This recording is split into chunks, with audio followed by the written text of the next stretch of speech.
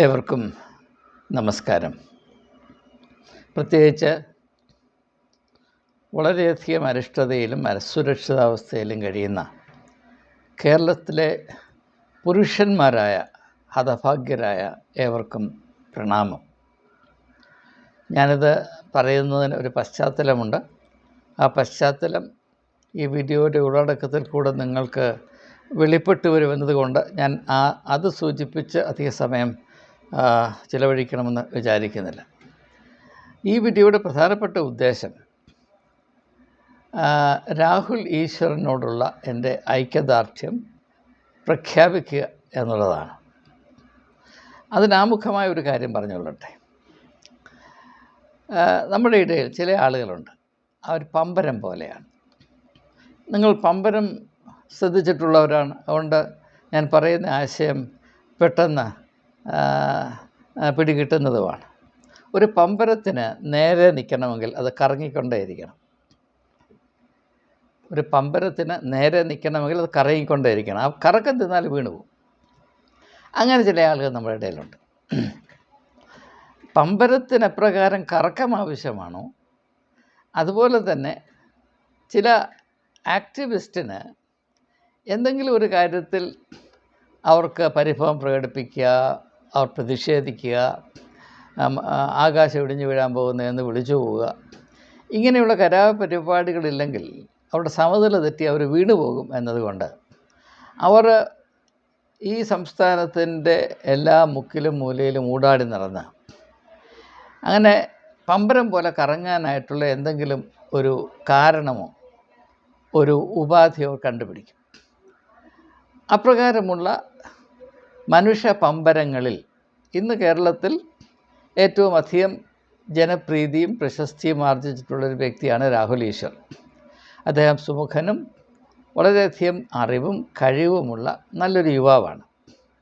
അദ്ദേഹത്തിൻ്റെ നാനാവിധമായ കഴിവുകളെ ഞാൻ ബഹുമാനിക്കുന്നു, അതിൽ സന്തോഷിക്കുന്നു. പക്ഷേ അദ്ദേഹം എവിടെയാണ് നിൽക്കേണ്ടത്, എന്താണ് പറയേണ്ടത്, ചെയ്യുന്നതിൻ്റെ അർത്ഥം എന്താണ്, അതിൻ്റെ പരമ്പരായികൾ എന്താണ് എന്നതിനെപ്പറ്റി കൂടുതൽ അദ്ദേഹത്തിന് ചിന്താക്കുഴപ്പം ഉണ്ടായിക്കൊണ്ടിരിക്കുന്നു എന്നത് എൻ്റെ ശ്രദ്ധയിൽപ്പെട്ടത് കൊണ്ടാണ് ഇങ്ങനെയുള്ള കാര്യങ്ങൾ കൈകാര്യം ചെയ്യുന്നത് എൻ്റെ ദൗത്യമല്ലാത്തതും മനുഷ്യ അന്തസ്സിന് പറ്റാത്തതുമാണ് എന്ന ഉത്തമ ബോധ്യമുണ്ടായിട്ടും ഈ ഒരു കാര്യത്തിൽ ഒന്ന് ഹ്രസ്വമായി ഇടപെടാമെന്ന് മനസ്സോടെ തീരുമാനിച്ചപ്പോൾ ഇത് എൻ്റെ ശ്രദ്ധയിൽപ്പെട്ട ഒരു വീഡിയോ, അത് യൂട്യൂബിൽ നിങ്ങൾക്ക് കാണാവുന്നതാണ്. അത് ഒന്ന് പ്ലേ ചെയ്ത് ഇടയ്ക്കിടെ ഒന്ന് നിർത്തി അതിനെപ്പറ്റിയുള്ള എൻ്റെ അഭിപ്രായം ഇവരുമായി പങ്കെടുക്കുക മാത്രമാണ് ഉദ്ദേശിക്കുന്നത്. അതിൻ്റെ പശ്ചാത്തലം ഒന്ന് ഹ്രസ്വമായി സൂചിപ്പിച്ചാൽ, നെയ്യാറ്റിൻകരയിൽ ഷാരോനെ കൊന്ന ആ ഒരു കേസിൽ കുറ്റവാളിയെ വധശിക്ഷയ്ക്ക് വിധിച്ചു. അങ്ങനെ വധശിക്ഷയ്ക്ക് വിധിച്ച ജഡ്ജിയുടെ കട്ടൗട്ടിൽ പാലഭിഷേകം നടത്താനായിട്ട് Kerala men's association, all Kerala men's അസോസിയേഷൻ്റെ ആഭിമുഖ്യത്തിൽ രാഹുലും പുരുഷന്മാരെ, ഈ സംസ്ഥാനത്തിലെ പുരുഷന്മാരെ മുഴുവൻ സംരക്ഷിക്കുവാനായി കൊട്ടേഷൻ എടുത്തിരിക്കുന്ന ചില ആളുകളും കൂടെ ചേർന്ന് ഇപ്രകാരമുള്ളൊരു ഇതിനു മുൻപ് ആരും ചെയ്യാൻ കൂട്ടാക്കിയിട്ടില്ലാത്ത ലോക ചരിത്രത്തിൽ ഇതം പ്രഥമമായി നടത്തിയ കലാപരിപാടിയിൽ പോലീസുകാർ ഇടപെടലിനെ അലങ്കോലപ്പെടുത്തി ബഹുമാന്യനായ ജഡ്ജിയുടെ കട്ടൗട്ടിൽ പാലൊഴിക്കാൻ സമ്മതിച്ചില്ല. ഇതാണ് ഇദ്ദേഹത്തിൻ്റെ പരാതി.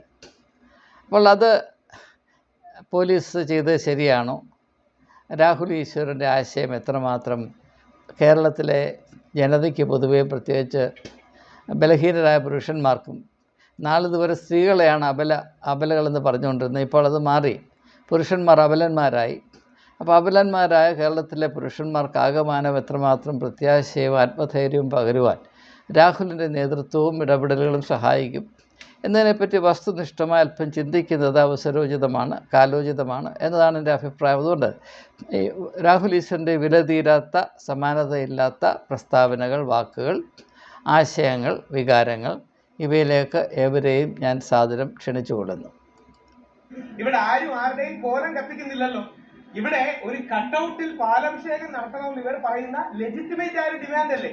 അതായത് ബഹുമാനപ്പെട്ട ഒരു ജഡ്ജി, ആദ്യമായിട്ടായിരിക്കും ഇന്ത്യയിൽ ഒരു ജഡ്ജിക്ക് പാലഭിഷേകം AKMA എന്ന് പറയുന്ന ഒരു സംഘടന കൺസീവ് ചെയ്യുന്നത്. അപ്പോ യാതൊരു രീതിയിലും പ്രകോപനമില്ലാത്ത ഒരുപാട് പേർ, ഞങ്ങളുടെ അക്കം ശ്രീ അജിത് കുമാർ ജിയെ സപ്പോർട്ട് ചെയ്യുന്നവർക്കൊക്കെ കോലം കത്തിക്കണമെന്നൊക്കെ സോഷ്യൽ മീഡിയയിൽ പല ആൾക്കാരെ പേരെടുത്ത് പറയാൻ തെറ്റൊന്നുമില്ല. അപ്പോൾ ഇദ്ദേഹം പറയുന്നത് ഭാരതത്തിൽ ഇന്ന് വരെ ആരും ഒരു ജഡ്ജിയുടെ കട്ടൗട്ടിൽ പാലഭിഷേകം നടത്തിയിട്ടില്ല.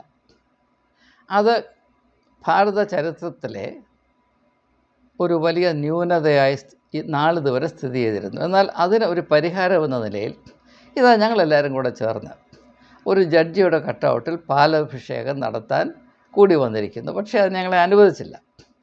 അപ്പോൾ രാഹുൽ ഈശ്വർ ഒരു നിയമ വിദ്യാർത്ഥിയാണെന്നും വിദ്യാർത്ഥിയായിരിക്കുമ്പോൾ തന്നെ നിയമ പണ്ഡിതനാണെന്നും ഒക്കെയുള്ള ധാരണകളാണ്. അദ്ദേഹത്തിൻ്റെ നിയമ പാണ്ഡിത്യത്തെ അദ്ദേഹം മാനിക്കുന്നത് പോലെ ഞാനും മാനിക്കുന്നുണ്ട്. പക്ഷേ അറിവ് ഉള്ളതുകൊണ്ട് വിവേകം ഉണ്ടാകണമെന്നില്ല. രാഹുൽ ഈശ്വറിൻ്റെ അറിവിനായും നമ്മുടെ ഏവരുടെയും സ്പഷ്ടതയ്ക്കായി ഞാനൊരു കാര്യം വെളിപ്പെടുത്താം.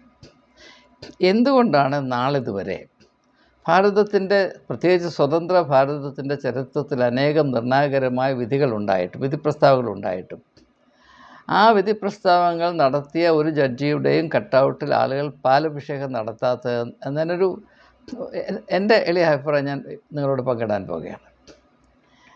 ഒരു ജഡ്ജിൻ്റെ അദ്ദേഹം ഇപ്രകാരം ഒരു വിധിപ്രസ്താവം പുറപ്പെടുവിച്ചതുകൊണ്ട് അത് ഞങ്ങൾക്ക് നന്നായി രസിച്ചതുകൊണ്ട് ഞങ്ങൾ അദ്ദേഹത്തെ പിടിച്ച് പാലഭിഷേകം ചെയ്യാൻ ഞങ്ങൾക്ക് പിടികിട്ടുന്നില്ല. അതുകൊണ്ട് അദ്ദേഹത്തിൻ്റെ കട്ടൗട്ട് ഉണ്ടാക്കി ഞങ്ങൾ പാലഭിഷേകം നടത്തി. എന്തുകൊണ്ടാണ് നാളിതുവരെ ആരും ഇത് ചെയ്യാമെന്ന് ചോദിച്ചാൽ അതിൻ്റെ ഉത്തരം ഞാൻ പറഞ്ഞുതരാം. ഒരു ജഡ്ജി തൻ്റെ ജോലി ചെയ്യുന്നത് ആരെയും പ്രീതിപ്പെടുത്താനോ ആരുടെയും കൈയടി വാങ്ങിക്കാനോ പൊതുശ്രദ്ധ ആകർഷിക്കാനോ ജനങ്ങളുടെ മധ്യത്തിൽ ഒന്നിൽ സ്ത്രീകൾക്ക് അല്ലെങ്കിൽ പുരുഷന്മാർക്ക് തന്നോട് പ്രത്യേകമായ ബഹുമാനമോ വാത്സല്യമോ പ്രതിപത്തിയോ നന്ദിയോ ഉണ്ടാകണമോ എന്ന് വിചാരിച്ചല്ല. ഇപ്രകാരമുള്ള പരിഗണനകൾ കോടതിയെ സംബന്ധിച്ചിടത്തോളം തികച്ചും അസാധുവാണ്. അതുകൊണ്ട് ഒരു ജഡ്ജി ഇപ്രകാരം ഞങ്ങൾക്ക് സുഖിക്കുന്ന വിധിപ്രസ്താവം നടത്തി അത് ഞങ്ങളോട് അദ്ദേഹം കാണിച്ച, അതായത് കേരളത്തിലെ തികച്ചും അപകടത്തിലായി കഴിഞ്ഞ പുരുഷന്മാർക്ക് ആകമാനം ഈ ഒരു വിധിപ്രസ്താവത്തിൽ കൂടെ ബഹുമാന്യനായ ജഡ്ജി കണ്ട് വലിയ ഔദാര്യം നൽകിയിരിക്കുന്നു.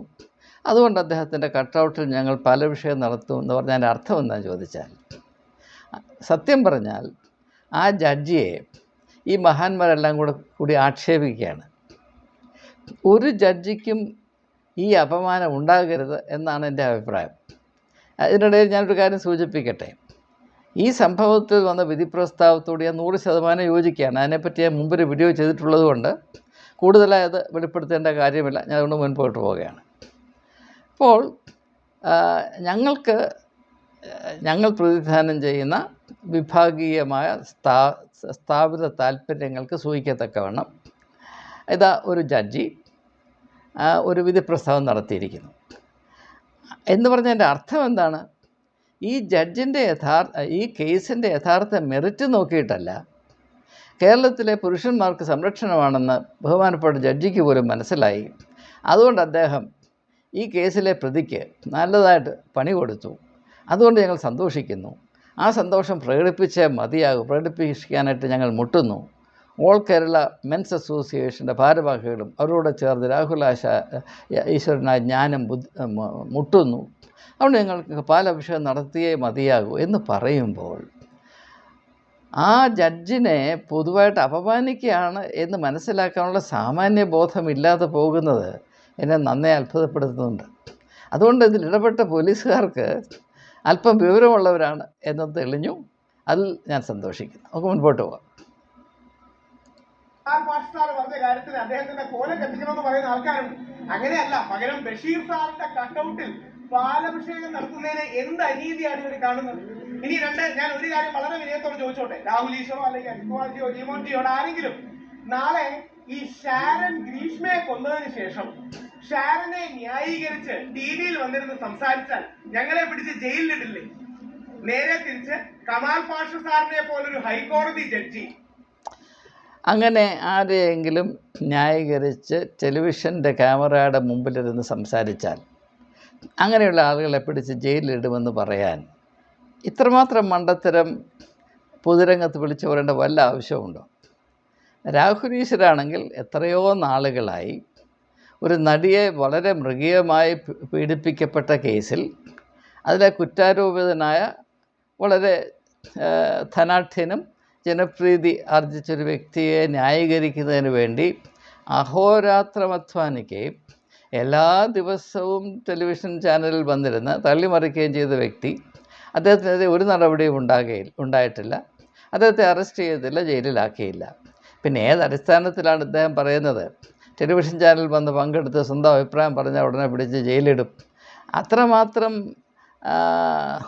ബാലിശമാണോ, അപരിഷ്കൃതമാണോ കേരളത്തിലെ നീതിന്യായ വ്യവസ്ഥിതി എന്ന് നമുക്ക് ചോദിക്കേണ്ടി വരും. ഇപ്പോൾ ക്യാമറയുടെ മുമ്പിൽ വന്നാൽ എന്തും പറയാം, പറയുന്നതിനകത്ത് എന്ത് അർത്ഥമുണ്ടോ, സ്വന്തം അനുഭവത്തോടെങ്കിലും ബന്ധമുണ്ടോ, ഇതൊന്നും ചിന്തിക്കാതെ 4 പേർ അദ്ദേഹത്തെ കാണുന്നു, ചുറ്റും നിൽക്കുന്നു, കയ്യടി കിട്ടും എന്ന വിധത്തിൽ അദ്ദേഹം അങ്ങ് കത്തിക്കുകയാണ്. നമുക്ക് കൂടുതൽ ശ്രദ്ധിക്കാം.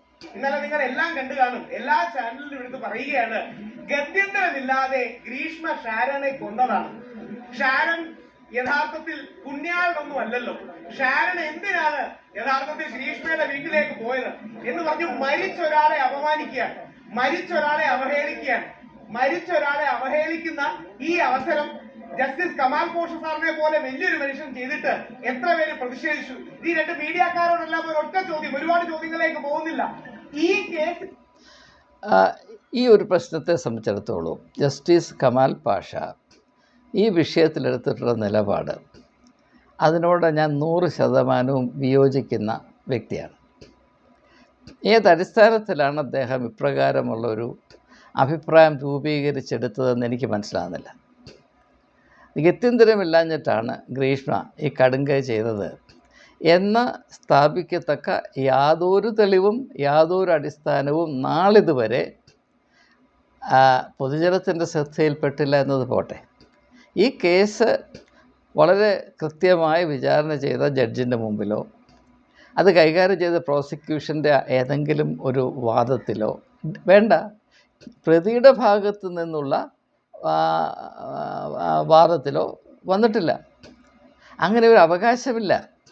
വാസ്തവത്തിൽ ഗത്യന്തരമില്ലാതെയാണ് അങ്ങനെ ഒരു തിയറി ഡിഫൻസ് ലോയർ അവതരിപ്പിച്ചു എന്നുള്ളത് ശരിയാണ്. പക്ഷേ അതിന് യാതൊരു അടിസ്ഥാനവുമില്ലാതെ വല്ല വിധേനയും തൻ്റെ കക്ഷിയെ രക്ഷപ്പെടുത്താൻ എന്തെങ്കിലും മാർഗമുണ്ടോ എന്ന് തലപുകഞ്ഞ് വക്കീൽ ആലോചിച്ചപ്പോൾ അദ്ദേഹം കണ്ടുപിടിച്ച ഏക മാർഗം ഇത് മാത്രമാണ്. അതുകൊണ്ട് ഗത്യന്തരമില്ലാതെ ഒരു പെൺകുട്ടി ഇത് ചെയ്തു എന്ന് പറയുന്നത് ഒരു വിധത്തിലും സ്വീകരിക്കാവുന്നതല്ല. ജസ്റ്റിസ് കമാൽ പാഷയെ പോലുള്ള പക്വതയുള്ള അനുഭവ സമ്പത്തുള്ള ഹൈക്കോടതി ജഡ്ജായി വിരമിച്ച ഒരു വ്യക്തി ഈ സംഭവത്തിൽ അങ്ങനെ ഒരു അഭിപ്രായം പ്രകടിപ്പിച്ചതിനെ നന്നേ അത്ഭുതപ്പെടുത്തുന്നുണ്ട്. ഈ കാര്യത്തിൽ ഞാൻ സുമുഖനായ രാഹുൽ ഈശ്വറിൻ്റെ കൂടെ നിൽക്കുകയാണ്. അദ്ദേഹം പറഞ്ഞതിനോട് ഞാൻ 100% യോജിക്കുകയാണ്. ഗ്രീഷ്മ വേട്ടക്കാരിയും ഷാരോൺ ഇരയുമാണെന്ന് സമ്മതിക്കൂ. ടിവിയിലെ പലരും സംസാരിക്കുന്നത് കേട്ടാൽ ഷാരോൺ യഥാർത്ഥത്തിൽ വേട്ടക്കാരനും ഗ്രീഷ്മ ഇരയുമാണ് എന്നുള്ള രീതിയിലാണ് സംസാരിക്കുന്നത്. ഗ്രീഷ്മ ഗത്യന്തരമില്ലാതെ ചെയ്തതാണ്. ഗ്രീഷ്മയ്ക്ക് പറ്റിപ്പോയി. ഗ്രീഷ്മയ്ക്ക് മറ്റു മാർഗങ്ങളില്ലായിരുന്നു. കോണർ ചെയ്തു. നിങ്ങളിൽ എല്ലാവരും കേട്ടൊരു വാക്കുണ്ടാവും കമാൽ പാഷ സാറിന്റെ, അന്തസ്സായി കഷായം കൊടുത്തു. രാഹുൽ ഈശ്വർ പറയുന്നത് ഇനി ഇദ്ദേഹം പറയുന്നത് ഷാരോൺ ഇരയും ഗ്രീഷ്മ വേട്ടക്കാരിയുമായിരുന്നു. ഈ പ്രത്യേകമായ കേസിനെ സംബന്ധിച്ചിടത്തോളം അത് വസ്തുനിഷ്ഠമാണ് എന്നത് നമുക്ക് സമ്മതിക്കാം. പക്ഷെ ഇങ്ങനെ പറഞ്ഞ് ആവർത്തിച്ചുകൊണ്ടിരിക്കുമ്പോൾ വരുന്ന പ്രശ്നം എന്താണെന്ന് ചോദിച്ചാൽ, സാധാരണ മനുഷ്യരുടെ ചിന്തയിൽ ഇപ്പോൾ ഉണ്ടായിരിക്കുന്ന സംഭവത്തിൽ വെളിപ്പെട്ട് വരുന്ന ആ മർമ്മങ്ങൾ അത് സാമാന്യമായ അവസ്ഥയിലേക്ക് അത് നാം അറിയാതെ അത് വികസിച്ചു പോകും. From the particular to the general. ഇപ്പോൾ ഈ കേസിൽ ഒരു ആൺകുട്ടിയാണ് ഇരയായത്. അങ്ങനെ അവനെ കൊന്നൊടുക്കിയത് ഒരു പെൺകുട്ടിയാണ്. അത് ആസ്പദമാക്കി ഇങ്ങനെ രാഹുൽ ഈശ്വർ ആവർത്തിച്ചുകൊണ്ടിരിക്കുന്നത് പോലെ പറഞ്ഞുകൊണ്ടേയിരുന്നാൽ എന്ത് സംഭവിക്കുമെന്ന് ചോദിച്ചാൽ, കേരളത്തിലെ പൊതുബോധത്തിൽ കാലക്രമേണ വളർന്നു വരുന്നൊരു ഒരു ഒരു ഭാവന, ഒരു ചിന്താരീതി, ഒരു കാഴ്ചപ്പാട് എന്താണെന്ന് ചോദിച്ചാൽ, ആൺകുട്ടികളെല്ലാം ഇരകളാണ്, പെൺകുട്ടികളെല്ലാം വേട്ടക്കാരാണ്.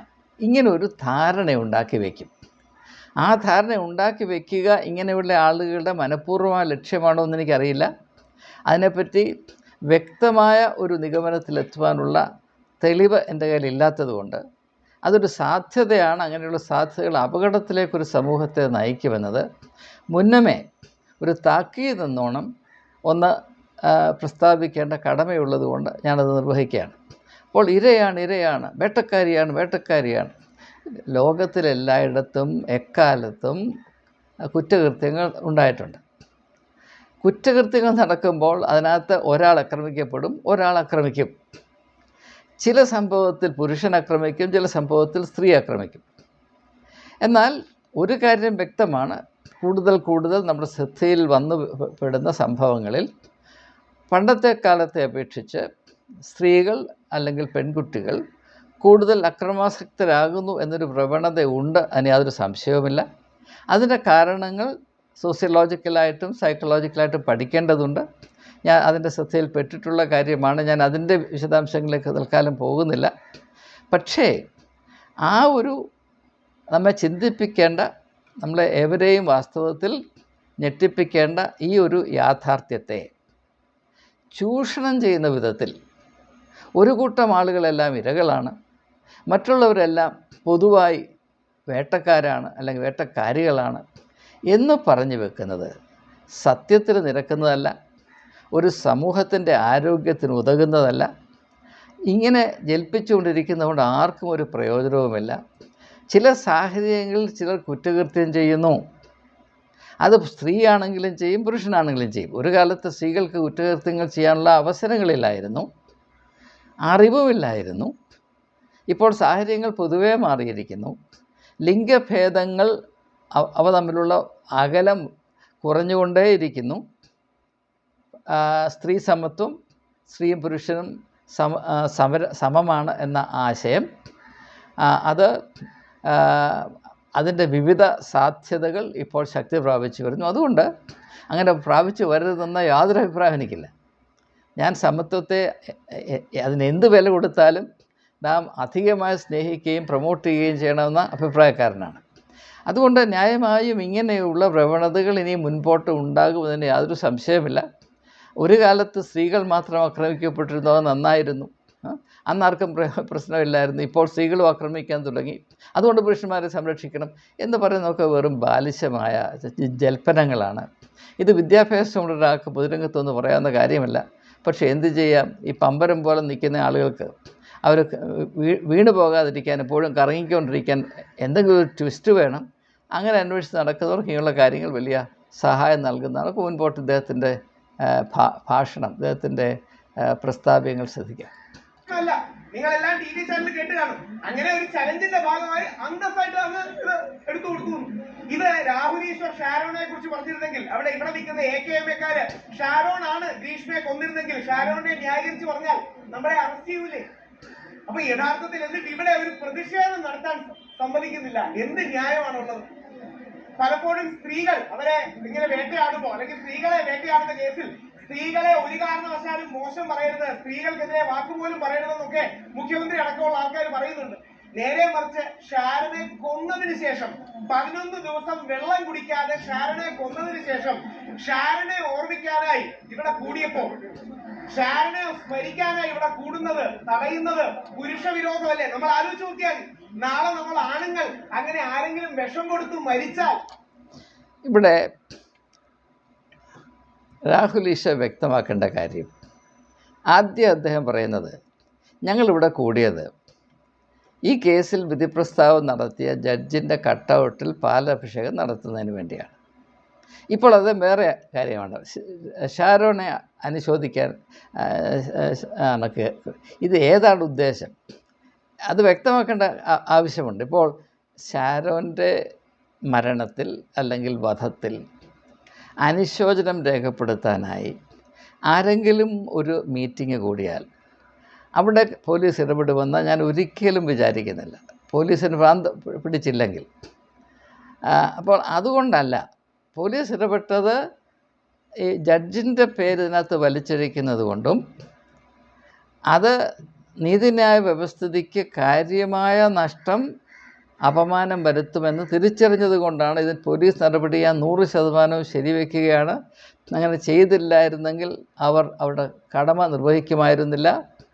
ഒരു ജഡ്ജിനെ ഇങ്ങനെ പൊതുരംഗത്ത് കൊണ്ടുവന്ന് അവരുടെ കട്ടൗട്ടിൽ പാലഭിഷേകം നടത്തുകയും ഞങ്ങളുടെ വർഗത്തിന് ഏതാണ്ട് അർഹിക്കാത്ത ആനുകൂല്യം അദ്ദേഹം നൽകി, കേസിൻ്റെ മെറിറ്റിനെ അവഗണിച്ച് ഞങ്ങൾക്ക് ഏതാണ്ട് വലിയ കൊഴുക്കട്ട തന്നു എന്ന് ഒരു സൂചന പൊതുരംഗത്ത് കൊണ്ടുവരുന്നത് തികച്ചും അപകടമാണ്. ഇപ്പോൾ ഈ ഒരു ലോജിക്ക് നമ്മൾ അക്സെപ്റ്റ് ചെയ്യുകയാണെങ്കിൽ നാളെ ഇതേ ജഡ്ജ് വേറൊരു കേസിൽ ഈ ഓൾ കേരള മെൻസ് അസോസിയേഷൻ, അതായത് കേരളത്തിലെ പുരുഷന്മാരെല്ലാം സംരക്ഷിക്കുന്നതിന് വേണ്ടി രൂപീകരിക്കപ്പെട്ട ഈ സംഘടന അദ്ദേഹത്തിൻ്റെ കോലം കത്തിക്കത്തില്ലേ? ഇവർക്ക് താല്പര്യമില്ലാത്തൊരു വിധി പ്രസ്താവം ഇതേ ജഡ്ജ് പുറപ്പെടുവിച്ചാൽ ഇവർ അദ്ദേഹത്തിൻ്റെ കോലം കത്തിക്കത്തില്ലേ? ഇത് രണ്ടും സ്വീകാര്യമല്ല. ഒരു ജഡ്ജിൻ്റെ നിഷ്പക്ഷത, നമുക്കറിയാം കോടതിയുടെ എംബ്ലം എന്താണ്? കണ്ണ് മൂടിക്കെട്ടി എവിഡൻസ് തൂക്കുന്ന, ത്രാസിൽ തൂക്കുന്ന ഒരു സ്ത്രീയുടെ ചിത്രമാണ്. The practice of law must be blind to all other considerations. അതിനെ 100% കളങ്കിതമാക്കുന്ന ഒരു പൊതുരംഗ അഭ്യാസമാണ് ഇദ്ദേഹം നടത്തുന്നത്. ഇതിനകത്ത് ദുഃഖകരമായ ഒരു വശം, രാഹുൽ ഈശ്വരന് നിയമപാണ്ഡിത്യമുണ്ട്, അദ്ദേഹം നിയമ വിദ്യാർത്ഥിയാണ് എന്നത് തന്നെയാണ്. എട്ടും പൊട്ടും അറിയാത്ത ഒരാൾ ഇങ്ങനെ ചെയ്താൽ നമുക്കത് സ്വീകരിക്കാം, അത് സഹിക്കാം. പക്ഷേ ഇങ്ങനെയൊരു വ്യക്തി ഒരു ജഡ്ജിൻ്റെ കട്ടൗട്ടിൽ പാലഭിഷേകം നടത്തുന്നു അല്ലെങ്കിൽ തൈരഭിഷേകം നടത്തുന്നു എന്ന് പറയുന്നത് തികച്ചും ദൗർഭാഗ്യകരമാണ്. മുൻപോട്ട് പോകാം. ആ വ്യക്തിക്ക് അനുകൂലമായ ഒരു സ്മരണയോ ഒരു പരിപാടിയോ സംഘടിപ്പിച്ച സമയത്ത് മനസ്സിലാക്കുന്ന പോലീസുകാർ കട്ടൗട്ട് എടുത്തോണ്ട് പോയി. ഒരു ജഡ്ജിയുടെ കട്ടൗട്ടിൽ പാലഭിഷേകം നടത്താൻ വന്നപ്പോൾ ഒരു ജഡ്ജിയുടെ പാൽ കൊണ്ടുപോയി, പോലീസുകാർ പാല് കൊണ്ടുപോയി, കട്ടൗട്ടും കൊണ്ടുപോയി. ഈ നാട്ടിലെ അത് പോലീസുകാർ ചെയ്തതായിരുന്നു. ജഡ്ജിയുടെ കട്ടൗട്ട് കൊണ്ടുപോയി പോട്ട് സാരമില്ല, പാലും കൂടെ കൊണ്ടുപോയി. അത് പാല് ഇവർക്ക് വിട്ടുകൊടുത്തിട്ട് കട്ടൗട്ടും കൊണ്ടങ്ങ് പോയാൽ മതിയായിരുന്നു. ആ കാര്യത്തിൽ കേരള പോലീസിന് തെറ്റുവന്നു. അതുകൊണ്ട് അല്പമെങ്കിലും മര്യാദയുണ്ടെങ്കിൽ ഈ അപരാധം ചെയ്ത കേരള പോലീസിലെ അംഗങ്ങൾ എത്രയും പെട്ടെന്ന് ഈ കൊണ്ടുപോയ പാല് തൈരാകുന്നതിന് മുൻപേ രാഹുൽ ഈശ്വരനെ മടക്കി ഏൽപ്പിക്കേണ്ടതാണ്. എന്ന് മാത്രവുമല്ല, മടക്കി ഏൽപ്പിച്ച് ഒരു റിട്ടൺ അപ്പോളജിയും കൂടെ കൊടുക്കുന്നത് ഉചിതമായിരിക്കും. പിന്നെ കൊണ്ടുപോയ കട്ടൗട്ട് എവിടെയെങ്കിലും സൂക്ഷിച്ചു വെക്കുക. അത് വഴിയിലിട്ടാൽ തട്ടാതെ, ഒരു ജഡ്ജിൻ്റെ ഡിഗ്നിറ്റി, അന്തസ്സ് അപമാനിക്കപ്പെടാതെ പോലീസ് ഡിപ്പാർട്ട്മെൻറ്റ് അത് കരുതും, സൂക്ഷിക്കും എന്നാണ് എൻ്റെ പ്രതീക്ഷ. ഞാനിനിയും രാഹുൽ ഈശ്വരൻ്റെ സുദീർഘമായ പ്രസംഗത്തെ മുഴുവനും കേൾപ്പിച്ച് നിങ്ങളെ ബുദ്ധിമുട്ടിക്കുന്നില്ല. എന്നാൽ ഇദ്ദേഹത്തിൻ്റെ കൂടെ ഈ ഓൾ കേരള മെൻസ് അസോസിയേഷൻ, പുരുഷന്മാരുടെ സംരക്ഷകരായി നിൽക്കുന്ന ഈ സംഘടനയുടെ പ്രസിഡൻറ്റിൻ്റെ ചില വാക്കുകൾ കൂടെ കേൾപ്പിച്ച് ഈ വീഡിയോ അവസാനിപ്പിക്കാൻ പോവുകയാണ്. അദ്ദേഹത്തിൻ്റെ പേരൊന്നും ഞാൻ പറയുന്നില്ല, പേരൊന്നും പറയേണ്ട കാര്യമില്ല. അദ്ദേഹത്തിൻ്റെ മുഖത്തുമൊക്കെയാൽ നിങ്ങൾക്കറിയാം. ബാക്കി എന്താ കാര്യം, അദ്ദേഹത്തിൻ്റെ വാക്കുകൾ കേട്ടുകൊള്ളുവിൻ. ഒരിക്കലും ഇങ്ങനെ പറയാൻ പാടില്ല. ഈ നാടിനും സമൂഹത്തിനും ഒരു തെറ്റായിട്ടുള്ള ഒരു മെസ്സേജാണ് അദ്ദേഹം കൊടുത്തിട്ടുള്ളത്. അത് ഇനിയുള്ള തലമുറയ്ക്ക്, ഇനിയുള്ള തെറ്റ് സ്ത്രീകൾ വീണ്ടും ചെയ്യാൻ പ്രചോദനം ഉണ്ടാകും. ഇവിടെ ഇങ്ങനെ ഒരു ജഡ്ജ്മെന്റ് ഉണ്ടായതിൽ നമുക്കത് സന്തോഷിക്കാനുള്ള കാരണം പറഞ്ഞുതരാം. സ്ത്രീകൾ കൂടുതലായിട്ട് തെറ്റുകളിലേക്ക് പോകാതിരിക്കും. ഇപ്പൊ നമ്മൾ നോക്കിക്കഴിഞ്ഞാൽ ഒരുപാട് കേസുകളിൽ പ്രതിയാവുകയാണ് സ്ത്രീകൾ. നമ്മുടെ കുഞ്ഞു മക്കളാണ്. അതാദ്യം നമ്മൾ നോക്കണം. കോളേജിലും സ്കൂളിലും ഒക്കെ പഠിക്കുന്ന പെൺകുട്ടികൾ പല കേസിലും പ്രതികളാണ്. എന്തുകൊണ്ടാണ്? ഇവിടുത്തെ നിയമത്തിന്റെ സംരക്ഷണമുണ്ട് എന്നുള്ളത് കൊണ്ടാണ്. അത് മാറിക്കിട്ടണം. അതിന് വേണ്ടിയിട്ടാണ്. കാര്യം എനിക്കൊരു മകളുണ്ട്. ഇങ്ങനെ ഒരു തെറ്റിലേക്ക് കാര്യം നമ്മുടെ നിയമവ്യവസ്ഥകൾ പെൺപിള്ളേർക്ക് ഇങ്ങനെ ആനുകൂല്യം കൊടുത്തു കഴിഞ്ഞാൽ അവർ വീണ്ടും തെറ്റിലേക്ക് പോകും. നമ്മൾ എന്തുകൊണ്ട് തെറ്റ് ചെയ്യുന്നില്ല? പുരുഷന്മാർ ചെയ്യാത്തതിന്റെ കാരണം ഞങ്ങൾക്കെതിരെ നമുക്കെതിരെ ഒരു നല്ലൊരു കേസുണ്ടാകും, ജയിലിൽ പോയി കിടക്കേണ്ടി വരും, പിന്നെ ജീവിതകാലം ജയിലടിഞ്ഞാൽ പോലും വെളിവരില്ല. ഇങ്ങനെയൊക്കെയുള്ള കാഴ്ചപ്പാട് നമുക്കുള്ളത് കൊണ്ടാണ് നമ്മൾ തെറ്റിലേക്ക് പോകാത്തത്. അപ്പോൾ ഈ മഹാന്റെ അഭിപ്രായം അനുസരിച്ച് കേരളത്തിൽ പുരുഷന്മാർ ഒരു തെറ്റും ചെയ്യുന്നില്ല. അതിൻ്റെ കാരണം പുരുഷന്മാർക്ക് ഈ സംസ്ഥാനത്ത് നിയമത്തിൻ്റെ സംരക്ഷണമില്ല. അതേസമയം കേരളത്തിലെ സ്ത്രീകളാകമാനം തെറ്റിലേക്കും കുറ്റകൃത്യങ്ങളിലേക്കും അനുദിനം വഴുതിപ്പോയിക്കൊണ്ടേയിരിക്കുന്നു. അതിൻ്റെ ഏക കാരണം സ്ത്രീകൾക്ക് കേരളത്തിൽ നിയമത്തിൻ്റെ സംരക്ഷണമുണ്ട്. അപ്പോൾ കേരളത്തിലെ സ്ത്രീകളെ സംരക്ഷിക്കുന്നതിന്, അവരുടെ നന്മ സുനിശ്ചിതമാക്കുന്നതിന് ചെയ്യേണ്ട ഏക കാര്യം കേരളത്തിലെ സ്ത്രീകൾക്ക് നിയമത്തിൻ്റെ പരിരക്ഷ ഉണ്ടാകാതെ സൂക്ഷിക്കുക. അവരെ നിയമത്തിൻ്റെ കൈ കൊണ്ട് സംരക്ഷിക്കാതിരുന്നാൽ അവർ ഭയം കൊണ്ട് ഇങ്ങനെയുള്ള കാര്യങ്ങൾ ചെയ്യാതിരിക്കുകയും ഷാരോനെ പോലെയുള്ള അനേകം യുവാക്കന്മാർ അവരുടെ ജീവൻ സംരക്ഷിക്കാൻ ഇടയാകുകയും ചെയ്യുമെന്നതാണ് ഈ മഹാനായ, അതായത് Nobel prize for original thinking, അങ്ങനൊരു കാര്യമുണ്ടെങ്കിൽ ഇദ്ദേഹത്തിനാണ് കൊടുക്കേണ്ടത്. ഇങ്ങനെ കേരളത്തിൽ പൊതുരംഗത്ത് വന്ന് ജൽപ്പിക്കുവാൻ ഇങ്ങനെയുള്ള ആളുകൾക്ക് എവിടെ നിന്ന് ധൈര്യം കിട്ടിയെന്നെനിക്ക് അറിഞ്ഞാൽ കൊള്ളാവുന്നുണ്ട്. നിങ്ങളൊന്ന് ആലോചിച്ച് നോക്കൂ. കേരളത്തിൽ പുരുഷന്മാർ ആരും തന്നെ കുറ്റം ചെയ്യാത്തതിൻ്റെ ഏക കാരണം അവർക്ക് നിയമത്തിൻ്റെ സംരക്ഷണമില്ല. അവർക്കും കൂടെ നിയമത്തിൻ്റെ സംരക്ഷണം ഉണ്ടായിപ്പോയാൽ അവർ രാപകലിരുന്നുകൊണ്ട് കുറ്റകൃത്യം ചെയ്യും. എന്നാൽ സ്ത്രീകൾക്ക് ഈ സംരക്ഷണം ഉള്ളതുകൊണ്ട് അവരിതാ കുറ്റങ്ങൾ ചെയ്തുകൊണ്ടേ കൂടി വരുന്നു. അതുകൊണ്ട് അവിടെ നന്മയ്ക്ക് വേണ്ടി അവർക്കുള്ള സംരക്ഷണം കുറയ്ക്കണം. ഇതാണ് അദ്ദേഹത്തിൻ്റെ അഭിപ്രായം. പണ്ടൊക്കെ ആയിരുന്നു ഇങ്ങനെ ആളുകളെ ഊളംപാറ കൊണ്ട് അഡ്മിറ്റ് ചെയ്യുമായിരുന്നു. ഇപ്പോൾ എനിക്കറിയില്ല, കേരളത്തിൽ ഇങ്ങനെയുള്ള ആളുകൾക്ക് കുറച്ചുകൂടെ സ്വീകാര്യതയും അവരെ സഹിപ്പാനുള്ള പൊതുജനത്തിൻ്റെ ശക്തി കുറച്ചുകൂടെ വർദ്ധിച്ചിട്ടുണ്ട് എന്നാണ് ഞാൻ മനസ്സിലാക്കുന്നത്. ഏതായാലും ഞാൻ എന്തുകൊണ്ട് ഈ ഒരു പ്രശ്നം, ഇങ്ങനെയുള്ള ഒരു നിലപാട് നിങ്ങളുടെ ശ്രദ്ധയിൽപ്പെടുത്തുമെന്ന് ചോദിച്ചാൽ ഒരേ ഒരു കാരണം കൊണ്ടാണ്. ഇങ്ങനെ സതുദ്ദേശത്തോടു കൂടി എന്ന പ്രഹസനത്തിൽ തങ്ങൾക്ക് പൊതുരംഗത്ത് വന്ന ഇങ്ങനെയുള്ള അർത്ഥശൂന്യമായ ജൽപ്പനങ്ങൾ നടത്താനായിട്ട് എന്തെങ്കിലും അവസരമുണ്ടോ എന്ന് അന്വേഷിച്ച് ചൂടാടി നടക്കുന്ന ആളുകൾ കേരളത്തിൻ്റെ സാമൂഹ്യ ഭദ്രതയ്ക്ക് വലിയ അപകടമുണ്ടാക്കുന്നവരാണ്. സുഹൃത്തുക്കളെ, നിങ്ങൾ അല്പം ഒന്ന് ആലോചിച്ചാൽ സ്ത്രീയും പുരുഷനും പരസ്പര ബദ്ധശത്രുവാണെന്നും അവരെ രണ്ടുപേരെയും രണ്ട് കോട്ടയ്ക്കകത്ത് അടച്ചിട്ടില്ലെങ്കിൽ അവരെപ്പോഴെങ്കിലും അടുത്ത് വന്നാൽ അവർ പരസ്പരം ആക്രമിക്കുമെന്നും കുറ്റകൃത്യം ചെയ്യുമെന്നും, അതുകൊണ്ട് പുരുഷന്മാരെ, തികച്ചും അബലന്മാരായ പുരുഷന്മാരെ സ്ത്രീകളുടെ കയ്യിൽ നിന്ന് വല്ല വിധത്തിലും സംരക്ഷിക്കണം. അതിന് ഞങ്ങളിതാ ഒരു സംഘടന ഉണ്ടാക്കിയിരിക്കുന്നു.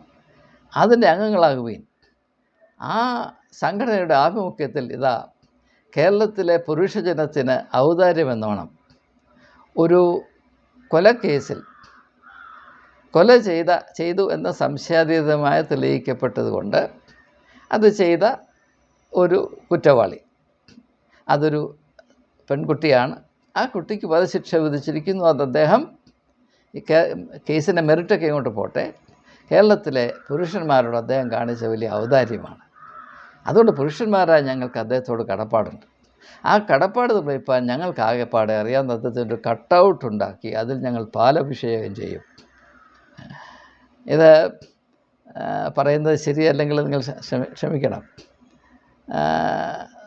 നിങ്ങൾ തെരുവിൽ നടന്നാൽ നായ്ക്കൾ അവ ഏതെങ്കിലും ഇലക്ട്രിക് പോസ്റ്റ് കണ്ട ഉടനെ ഒരു പണി ചെയ്യും. എന്താണെന്ന് ഞാൻ പറയുന്നില്ല. എന്നിട്ട് അതിന് സമാനമായ പരിപാടിയാണ്. ഒരു കട്ടൗട്ട് കണ്ടു, അവിടെ പാലൊഴിച്ചു, അവർ പോയി. പ്രിയപ്പെട്ട സുഹൃത്തുക്കളെ, ഞാനും ഒരു പുരുഷനാണ്. വാസ്തവത്തിൽ എന്നെപ്പോലുള്ള ആൾക്കാണ് വല്ല സംരക്ഷണം വേണ്ടത്. കാരണം എന്തെങ്കിലും സഹായം, എന്തെങ്കിലും കുത്തിപ്പിടിച്ച് നടക്കാൻ ഒരു വടി കൊണ്ട് തന്നു, അല്ലെങ്കിൽ ഒരു നേരത്തെ ആഹാരം വാങ്ങിച്ചു തന്നു, അല്ലെങ്കിൽ എന്തെങ്കിലും ഒരു സഹായം വേണമെന്ന് ആരും ചോദിക്കാറില്ല. എനിക്ക് എല്ലാവരോടും പറയാനുള്ളത്, കേരളത്തിൽ സംരക്ഷണം വേണം. ഇപ്പം എന്നെപ്പോലൊരാൾക്ക് സംരക്ഷണം വേണം. അത് സ്ത്രീകളിൽ നിന്നല്ല. എനിക്ക് ഏറ്റവും ആവശ്യമായിട്ടുള്ള സംരക്ഷണം തിരുവനന്തപുരത്തെ പൊതുനിരത്തിലുള്ള പട്ടികളിൽ നിന്ന് എനിക്ക് സംരക്ഷണം വേണം. കാരണം ഞാൻ നടക്കാൻ പോയ സമയത്തൊക്കെ എന്നെ കടിക്കാൻ നോക്കിയിട്ടുണ്ട്. ഞാൻ അത് സംബന്ധമായിട്ട് മുമ്പൊരു വീഡിയോ ചെയ്തതാണ്. ഒരു സ്ത്രീയിൽ നിന്നും എനിക്ക് സംരക്ഷണം വേണമെന്ന് നാളിതുവരെ എനിക്ക് തോന്നിയിട്ടില്ല. എന്നെ അപകടത്തിലാക്കാനായിട്ട് 2 സ്ത്രീകൾ ശ്രമിച്ചിട്ടുണ്ട് എന്നതും ശരിയാണ്. പക്ഷെ അതുകൊണ്ട് സ്ത്രീകളെല്ലാം അപ്രകാരമാണെന്നും സ്ത്രീകൾക്കെതിരെ എനിക്ക് സംരക്ഷണം വേണമെന്നും ഒരിക്കലും എൻ്റെ മനസ്സിൽ അങ്ങനെ ഒരു ചിന്ത കടന്നുകൂടിയിട്ടേ ഇല്ല. സ്ത്രീകളിൽ നിന്നോ പുരുഷന്മാരിൽ നിന്നോ സംരക്ഷണം വേണമെന്ന് എനിക്ക് നാളിതുവരെ തോന്നിയിട്ടില്ല. എന്നാൽ എൻ്റെ തോന്നൽ എന്താണെന്ന് ചോദിച്ചാൽ, ഏതെങ്കിലും ഒരു മനുഷ്യജീവിയുടെ മുഖം ഒന്ന് കാണാൻ ഒത്തിരുന്നുവെങ്കിൽ, ചിരിക്കുന്ന ഒരു മുഖം, മനുഷ്യത്വമുള്ളൊരു മുഖം കാണാൻ ഒത്തിരുന്നെങ്കിൽ അതെൻ്റെ ജീവിതത്തിലെ വലിയ സദ്യയാണ്, ആഘോഷമാണ്. അത് സ്ത്രീ ആയിക്കൊള്ളട്ടെ, പുരുഷനായിക്കൊള്ളട്ടെ, അത് പിഞ്ചു കുഞ്ഞായിക്കൊള്ളട്ടെ, വയോധികനായിക്കൊള്ളട്ടെ, ഒരു മനുഷ്യമുഖം വേണ്ട, ഒരു മനുഷ്യ സാമീപ്യം എവിടെയെങ്കിലും ഒന്ന് അനുഭവിക്കാൻ അതിനേക്കാൾ വലിയ സന്തോഷമുണ്ടോ, അതിനേക്കാൾ വലിയ അനുഗ്രഹമുണ്ടോ, അതിനേക്കാൾ വലിയ സമ്പത്തുണ്ടോ? ആ യാഥാർത്ഥ്യത്തെ 100% കോഴി കയറിയ ചീരക്കളം പോലെ ചവിട്ടി മെതിച്ചുകൊണ്ടാണ് ഈ ബോധമില്ലാത്ത ജൽപ്പനങ്ങൾ നടത്തുന്നത്. പുരുഷന്മാരെ സംരക്ഷിക്കാനായിട്ട് ഓൾ കേരള മെൻസ് അസോസിയേഷൻ, അവിടെ ആഭിമുഖ്യത്തിൽ പുരുഷനായ ജഡ്ജ് പുരുഷന്മാർക്കാണ്ട് പ്രത്യേകം അർഹിക്കാത്ത ആനുകൂല്യം കൊടുത്തു. അതുകൊണ്ട് ഞങ്ങളെത്തതിൻ്റെ കട്ടൗട്ടിന്മേൽ പാല് മൂത്രിക്കും എന്ന് പറഞ്ഞ് നടക്കുന്ന ഈ എന്താണ്, ഏത് വാക്കാണ് ഉപയോഗിക്കേണ്ടതെന്ന് എനിക്ക് അറിഞ്ഞുകൂടാ. ഇത്രമാത്രം അപഹാസ്യമായ ഒരു നിലപാട് കേരളത്തിൻ്റെ മണ്ണിൽ സംഭവിക്കുന്നത് ഓർക്കുമ്പോൾ സഹിക്കാൻ വയ്യാത്തതുകൊണ്ട് ഞാൻ ഈ ഒരു സംഭവം ഒന്ന് സ്പർശിച്ചതാണ്. നിങ്ങൾ ഇതെപ്രകാരമാണ് മനസ്സിലാക്കുന്നത് എനിക്ക് അറിഞ്ഞുകൂടാ. ഏതായാലും എനിക്ക് പറയാനുള്ളത് തികച്ചും യാതൊരു ഇൻഹിബിഷനും ഇല്ലാതെ പറഞ്ഞിരിക്കുന്നു. നിങ്ങളുടെ അഭിപ്രായം അറിയാൻ എനിക്ക് വളരെ താല്പര്യമുണ്ട്. ഇങ്ങനെയുള്ള കാര്യങ്ങളെപ്പറ്റി ഒരുമിച്ച് ചിന്തിച്ച് പരസ്പരം അറിയിച്ചും തിരുത്തിയും തിരുത്തപ്പെട്ടും തിരുത്തൽ ഏറ്റുവാങ്ങിയും നമുക്ക് മുൻപോട്ട് പോകാം. കൂടുതൽ വസ്തുനിഷ്ഠമായി സാഹചര്യങ്ങളെയും സംഭവങ്ങളെയും യാഥാർത്ഥ്യങ്ങളെയും തിരിച്ചറിഞ്ഞ് നമ്മുടെ നിലപാടുകൾ മനുഷ്യത്വത്തിന് കൂടുതൽ അനുയോജ്യമായി തീരത്തക്കവണ്ണം നമ്മുടെ ബോധതലങ്ങൾ വളരുവാൻ ഇങ്ങനെയുള്ള നമ്മുടെ സംസാരങ്ങൾ, ഒരുമിച്ചുള്ള അന്വേഷണങ്ങൾ കൂടുതൽ സഹായിക്കട്ടെ, വഴിയൊരുക്കട്ടെ എന്ന് ആത്മാർത്ഥമായി ആഗ്രഹിച്ചുകൊണ്ട് പ്രാർത്ഥിച്ചുകൊണ്ട് വാക്കുകൾ ഉപസംഹരിക്കുന്നു. എല്ലാവർക്കും നന്ദി, നമസ്കാരം.